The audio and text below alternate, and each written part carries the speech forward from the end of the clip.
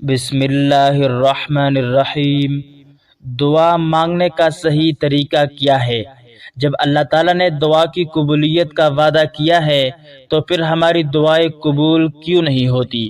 ناظرین، اللہ تعالیٰ ہی سے اپنی تمام تر حاجات اور ساری ضروریات، خواہ ان کا تعلق دنیا سے ہو یا آخرت سے، ان سے مانگنا شریعت میں دعا کہلاتا ہے۔ اللہ رب العزت ہی حاجت روا اور مشکل کشا ہے۔ اللہ کے علاوہ نہ تو کوئی حاجت روا ہے اور نہ ہی مشکل کشا۔ صرف وہی ذات ہمیں فائدہ پہنچا سکتی ہے اور نقصان سے بچا سکتی ہے۔ اللہ تعالیٰ کو یہ بات انتہائی پسند ہے کہ اسی سے ہی مانگا جائے، ہر چیز کے لیے اسی سے امید لگائی جائے، بلکہ جو کوئی اللہ سے نہیں مانگتا، اللہ اس پر غضبناک ہوتا ہے۔ جب بندہ اپنے رب کے آگے اپنے ہاتھ پھیلاتا ہے تو اللہ کو اس سے شرم آتی ہے کہ ان کے ہاتھوں کو ناکام اور خالی لوٹا دے۔ چنانچہ حدیث پاک میں بھی آتا ہے کہ بلا شبہ اللہ تعالیٰ نہایت ہی حیا اور کرم والے ہے۔ جب بندہ اپنے ہاتھوں کو مانگنے کے لیے اٹھاتا ہے تو اسے اپنے بندے سے شرم آتی ہے کہ وہ ہاتھوں کو خالی اور ناکام واپس کر دے۔ حضرت ابو ہریرہ رضی اللہ عنہ سے روایت ہے کہ رسول اللہ صلی اللہ علیہ وسلم نے فرمایا، جو شخص اللہ سے دعا نہیں مانگتا تو اس پر اللہ ناراض ہو جاتے ہیں۔ یہ دستور دنیا کے بالکل برعکس ہے، کیونکہ دنیا والے سے جب مانگو تو وہ ناراض ہو جاتے ہیں اور نہ مانگو تو خوش ہو جاتے ہیں۔ اس کے باوجود بھی اگر ہم لوگ اس ذات پاک سے اپنی حاجات اور ضروریات کو پورا کرنے کی دعا نہ مانگے تو بتائیے ہم سے زیادہ بے عقل اور بے وقوف کون ہوگا؟ اب یہ سمجھنے کی کوشش کرتے ہیں کہ ہماری دعائیں قبول نہ ہونے کی بڑی وجہ کیا ہے۔ حضرت ابو ہریرہ رضی اللہ عنہ سے روایت ہے کہ نبی کریم صلی اللہ علیہ وسلم نے فرمایا، بندے کی دعا اس وقت تک قبول ہوتی ہے جب تک وہ گناہ کی بات کی دعا نہ کرے اور نہ ہی قطع رحمی کی دعا مانگے، اور اس کی دعا اس وقت تک قبول ہوتی رہتی ہے جب تک وہ جلد بازی کا مظاہرہ نہ کرے۔ پوچھا گیا، یا رسول اللہ صلی اللہ علیہ وسلم، جلد بازی سے کیا مراد ہے؟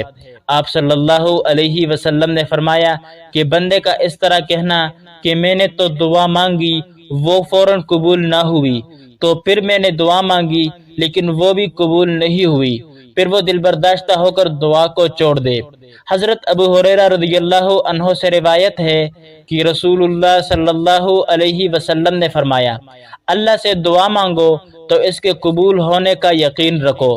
یہ بات اچھی طرح سمجھ لو کہ اللہ تعالیٰ ایسی دعا کو قبول نہیں فرماتے جو غافل اور لاپرواہ دل سے مانگی جائے۔ ایک مرتبہ حضرت موسیٰ علیہ السلام نے ایک شخص کو دیکھا کہ وہ دعا کر رہا ہے اور اپنی حاجت کے لیے آہوزاری کر رہا ہے۔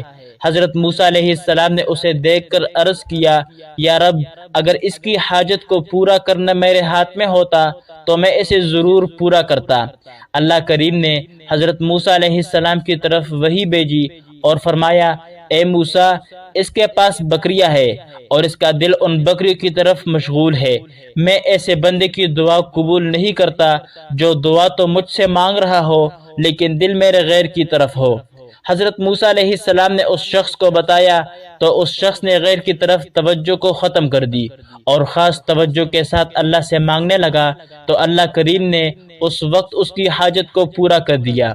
کبھی کبھار دعا کے قبول نہ ہونے میں بہت سی حکمتیں پوشیدہ ہوتی ہے۔ حضرت ابو سعید رضی اللہ عنہ سے روایت ہے کہ نبی کریم صلی اللہ علیہ وسلم نے فرمایا، جب بھی کوئی مسلمان ایسی دعا کرے جس میں گناہ نہ ہو اور قطع رحمی بھی نہ ہو تو اللہ رب العزت تین باتوں میں سے ایک ضرور اسے نوازتے ہیں، یا تو اس کی دعا کو اسی طرح جلد قبول فرما لیتے ہیں، یا اس کے لیے آخرت میں ذخیرہ کر دیتے ہیں، اور یا اس جیسی کوئی برائی اس سے ٹال دیتے ہیں۔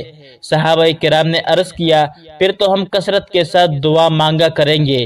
تو نبی کریم صلی اللہ علیہ وسلم نے فرمایا کہ اللہ تعالیٰ اس سے بھی زیادہ عطا کرنے والا ہے۔ دعا مانگنے کا بہتر طریقہ یہ ہے کہ سینہ کے برابر ہاتھ اٹھائے اور ہتھیلیاں آسمان کی طرف رہے، کیونکہ دعا کا قبلہ آسمان ہے۔ دونوں ہاتھوں میں تھوڑا سا فاصلہ ہو اور دعا کے بعد دونوں ہاتھوں کو چہرے پر مل لے۔ حضرت فضالہ بن عبید رضی اللہ عنہ سے روایت ہے کہ نبی کریم صلی اللہ علیہ وسلم نے فرمایا، جب تم دعا مانگنے لگو تو اس کی ابتدا اللہ کی حمد و ثنا سے کرو، مثلا سورہ فاتحہ وغیرہ پڑھ لو، پھر نبی کریم صلی اللہ علیہ وسلم پر درود بھیجو اور اس کے بعد جو چاہو مانگو۔ دعا میں درود شریف کا پڑھنا لازم ہونا چاہیے، کیونکہ وہ دعا شرف قبولیت سے محروم رہتی ہے جن دعا میں حضور پاک صلی اللہ علیہ وسلم پر درود نہ پڑھی جائے۔ حضرت عمر بن خطاب رضی اللہ عنہ سے روایت ہے، انہوں نے فرمایا کہ دعا آسمان اور زمین کے درمیان رکی رہتی ہے، اس میں ذرا سی بھی اوپر نہیں جاتی جب تک تم اپنے نبی کریم صلی اللہ علیہ وسلم پر صلاۃ و سلام نہیں بھیج لیتے۔ دعا مانگنے کا ایک ادب یہ بھی ہے کہ امید اور خوف سے مانگی جائے۔ حضرت ابو ہریرہ رضی اللہ عنہ سے روایت ہے کہ رسول اللہ صلی اللہ علیہ وسلم نے فرمایا، تم میں سے کوئی شخص بھی دعا مانگتے وقت یوں نہ کہے کہ اے اللہ، اگر تو چاہے تو میری مغفرت کر دے، اور اگر تو چاہے تو مجھ پر رحم فرما۔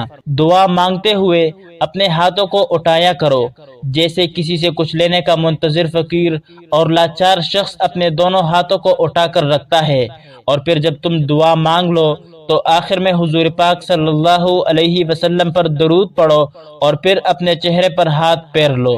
حضرت ابن عباس رضی اللہ عنہ کی روایت میں ہے کہ نبی کریم صلی اللہ علیہ وسلم نے فرمایا، جب تم دعا سے فارغ ہو جاؤ تو اپنے ہاتھوں کو اپنے منہ پر پھیر لو، تاکہ وہ برکت جو ہاتھوں پر اترتی ہے وہ تمہارے منہ کو بھی پہنچ جائے۔ حضرت ابو ہریرہ رضی اللہ عنہ سے روایت ہے کہ نبی کریم صلی اللہ علیہ وسلم نے فرمایا، 3 دعائیں قبول کی جاتی ہے، ان کی قبولیت میں کوئی شک نہیں: مظلوم کی دعا، مسافر کی دعا، اور باپ کی اپنے بچے کے خلاف کی جانے والی دعا۔